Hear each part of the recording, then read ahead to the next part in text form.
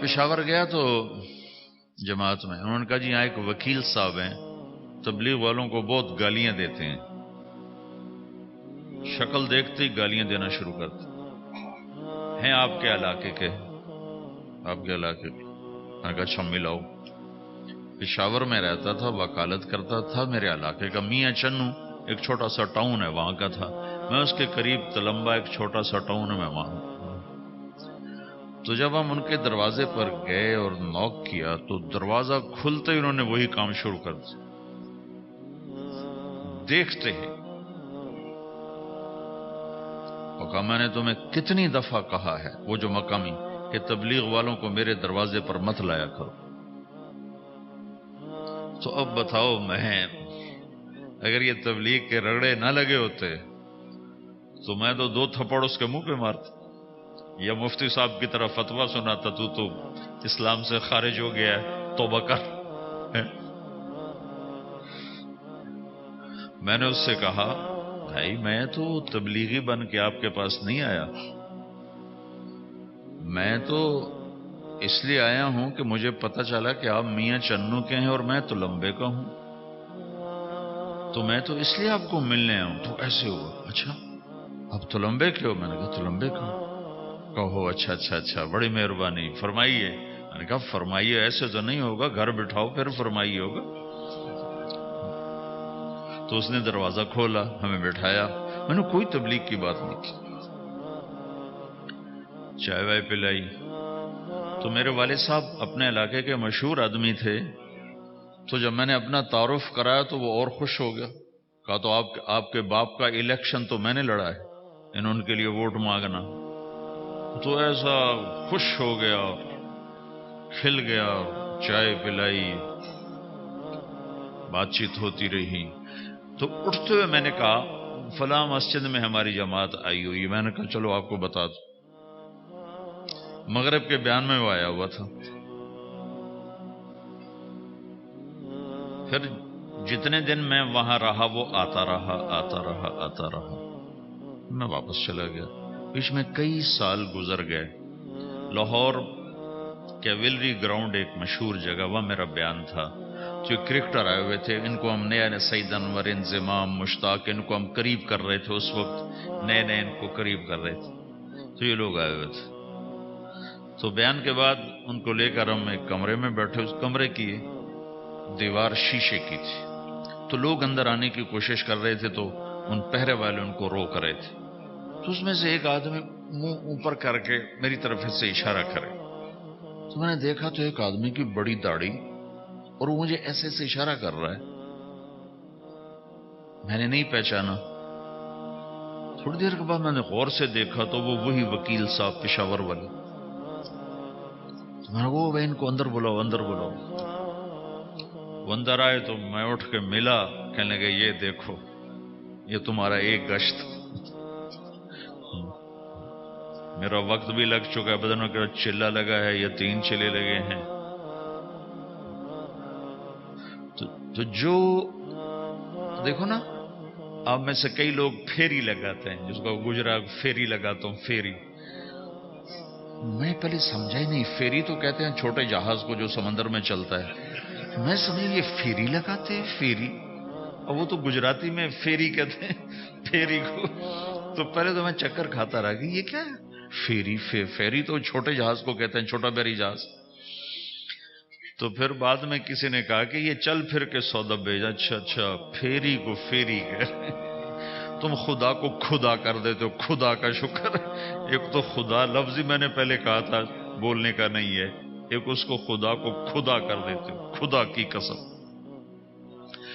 تو تم پھیری لگاتے لگاتے گاہک بنا لیتے ہو، نہیں بناتے ہو؟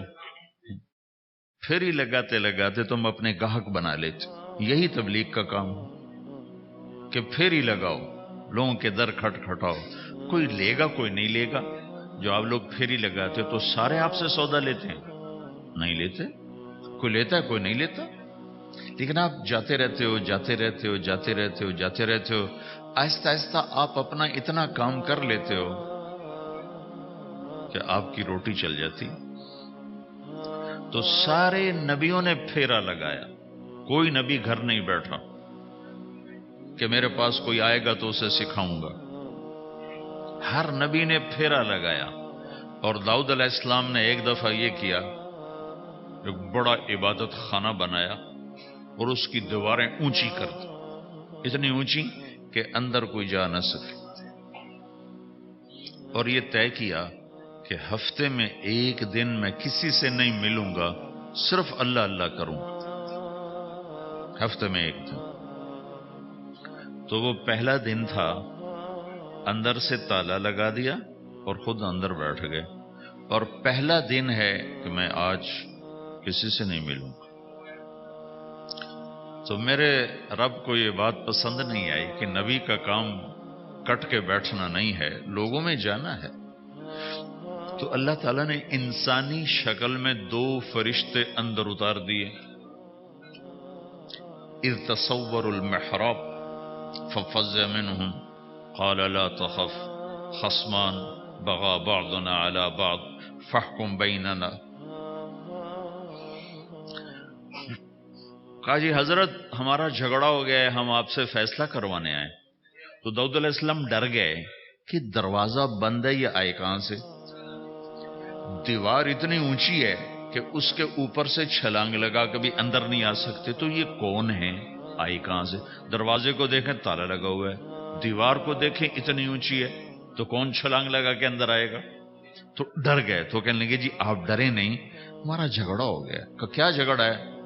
کیا جھگڑا ہے؟ کہ ان ھذا اخی لہ 99 نعجہ ولی نعجۃ واحدہ فقال اکفلنیها وعزنی فی الخطاب.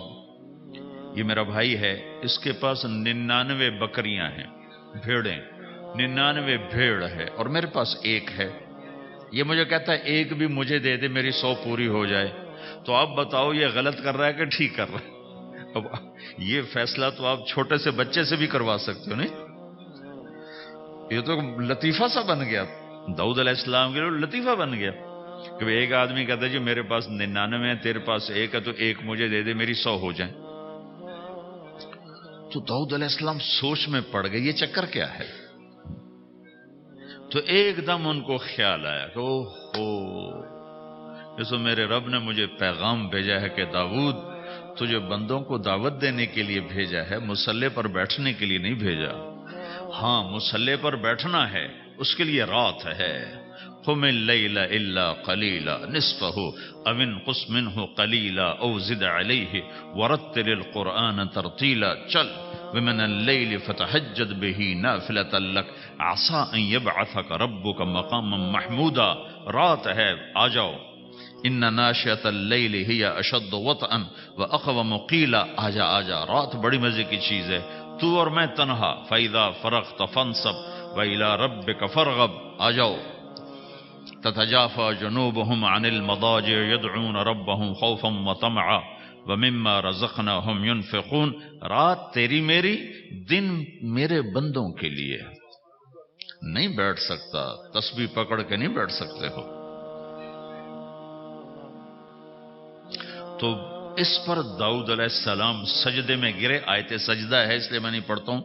سجدے میں گرے اور کہا یا اللہ معافی کر، یا اللہ معاف کر دے، یا اللہ معاف کر دے. میں نے دروازے بند کر لیے، حالانکہ یہ میرے منصب کے خلاف تھا. اس پر اللہ سے معافی مانگی. تو چل کے جانا نبیوں کی صفت ہے، یہی ہماری صفت. اس امت کو یہ کام دیا گیا کہ یہ اوروں کے پاس جا کے اپنا سودا پیش کر، اپنوں کو بھی سنبھالے اور غیروں تک بھی پہنچے. نہیں سنتے پھر جاؤ، نہیں سنتے پھر جاؤ، کیونکہ دلوں کا پھیرنا اللہ کے ہاتھ میں ہے. تیرے ذمہ آواز لگانا ہے. اللہ تعالیٰ نے تقسیم کر دی. قم اللیل الا قلیلا، رات اللہ کے پاس آ جا. دن میں کیا کر، ان لک فی النہار سبحا طویلا، تیرا دن میں کام بہت زیادہ ہے. سبحا طویلا، دعوت کے کام کو تیرنے سے تشبیہ دی ہے. سبح تیرنے کو کہتے. اللہ کے نبی کا ایک گھوڑا تھا جس کا نام تھا سبحہ، میں نے بتایا تھا پہلے دن. وہ اتنا تیز چلتا تھا جیسے تیر رہی ہوگی، اس لیے اللہ کے نبی نے خود اس کا نام سبحہ رکھا تھا، تیرنے والا. تو تبلیغ کے کام کو تیرنے سے تشبیہ دی کہ آپ نے لمبا تیرنا ہے، اور مکے میں تو پانی کوئی نہیں، تو کہاں تیرنا ہے جی؟ سارے مکے میں پانی کا قطرہ کوئی نہیں زمزم کے کنویں کے سوا، تو تیرنا کہاں ہے؟ یہ اس دعوت کے کام کی بڑی خوبصورت تصویر ہے، سبحاً طویلا۔ حالانکہ اللہ فرماتا ہے ان لک فی النہار شغلا طویلا عملا عظیما جہدا طویلا، لیکن سبحاً طویلا، جو آدمی چل رہا ہوتا ہے اگر وہ بیٹھ جائے تو کوئی نقصان تو کوئی نہیں، گاڑی چلا رہا ہے کہیں گاڑی روک لے تو کوئی نقصان تو کوئی نہیں، تھوڑی دیر سے پہنچ جائے گا، کہیں گاڑی کھڑی کر کے کافی پینے لگ گیا تو کوئی مسئلہ تو کوئی نہیں ہے، آدھا گھنٹہ دیر سے گھر پہنچ جائے گا۔ تیرنے والا پانی میں اتر گیا، اب یہ رک سکتا ہے؟ کیوں بھائی؟ اگر یہ کافی پینے کا ارادہ کرے تو کہاں جائے گا؟ تو مچھلی کے پیٹ میں جائے گا۔ پانی میں اترنے کے بعد اختیار ختم ہے، اب تیرنا ہے، کہاں تک؟ دوسرا کنارہ جب تک ہاتھ میں نہیں آتا تیرنا ہے، سبحاً طویلا، جب تک آخرت کا کنارہ ہاتھ میں نہیں آتا اے میرے نبی تجھے دعوت کا کام کرتے ہی رہنا ہے، کرتے ہی رہنا ہے، کرتے ہی رہنا ہے، تیری چھٹی کوئی نہیں۔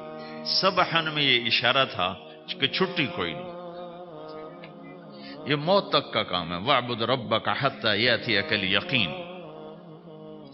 ہائے ہائے، جب یہ آیت اتری یا ایھا المدثر قم فانذر وربک فکبر، اے میرے محبوب اٹھ جا، اٹھ جا، میرا پیغام سنا، تو لیٹا ہوا ہے۔ تو اس پر آپ نے کہا خدیجہ انقطع ایام النوم والراحہ، میرے آرام کے دن چلے گئے، میرے سونے کے دن چلے گئے، میرے رب نے مجھے کہا ہے اٹھ جا اور میرا پیغام سنا۔